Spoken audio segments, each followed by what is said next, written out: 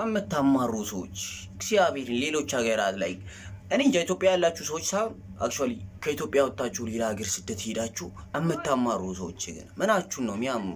እግዚአብሔርን እኛ ራሱ አላማርን። ሳውት አፍሪካ የሚኖር ወንድ ሳያማር በወንድነት እየሰራ እናንተ ስታማሩ ነገሩ ትንሽ ይደበራል። እግዚአብሔርን ስንት ነገር ችለን እንደምንሰራ እናንተ በቃ አታውቁም። ለዛ ነው ኦኬ። በትንሹም ቢሆን እግዚአብሔርን ልንገራችሁ የፀሐይ ብርሃን ካየው it's about 6 months ብሮ የሆነ አበሻ ላይክ አክቹዋሊ አለቃ ይመጣል። ከአለቃ ሌላ የሚመጣ ሰው ቢኖር ስቶክ የሚያደርግ ሰው ነው። ከነሱ ውጭ አበሻ ይቻላል። እንጀራ ከበላው ከ4 ወር አልፎኛል። አንተ ስደት ወጥተህ እየሰራ አረው ዴም ብሮ አማርጠ መብላት እየቻለ